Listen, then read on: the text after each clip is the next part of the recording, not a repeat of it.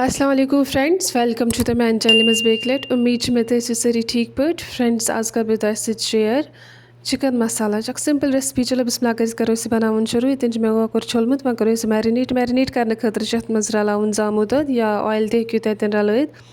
बे throw मे अत मज रुहन बे सारी मसाल गरस मे लाइक लेदर मरचांगन बाकी मसाला तम सारी ऐड कर ऐड करने पे बे नून तथ मज ऐड कर पे सारी चीज़ असल पे रलावन तो थोक 2-3 घंटन थो इथे कन ताकि चीज़ जन रलान असल पे लोम तथ पे त्रावन चीज़ जन गई सारी असल पे मिक्स फाइनल लुक गो अमुक इत कन वन मन बे तन तव अख ताय मज कोर मे तिल गोगुल तील ऐड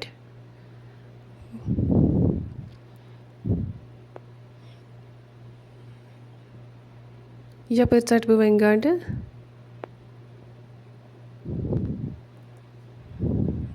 असल पे चटन कोकुर तह मैरिनेट गोमुत तो वन तील गो गर्म गसन पे मसाल लाइक तेज़ पत्ता बड़ ٲल रोंग दालचीन ٲल फ्राई कर लाइट फ्राई कर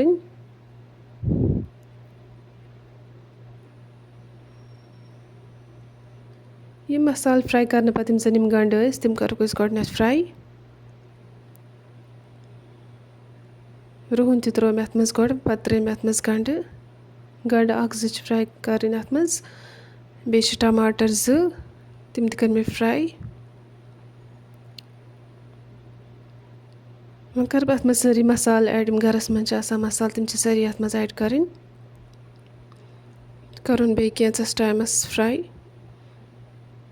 5-10 मिनटन बे फ्राई कर टमाटर तो गंड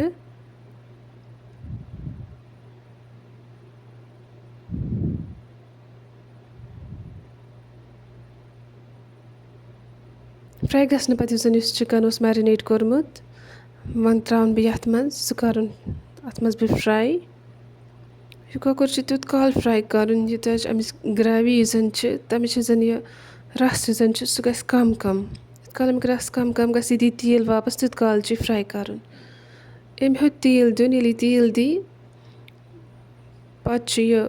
गैस बंद कर बे त्रा बस नून मरचांगन बेतर त्रा मे गोडनथी वो त्रा अत पे कन दान वल गार्निशिंग खतर यह ऑप्शनल। फाइनली सोन मसाला चिकन गो रेडी। अगर तुम पसंद आव सन चैनल को सब्सक्राइब बाकी अल्लाह हाफिज़।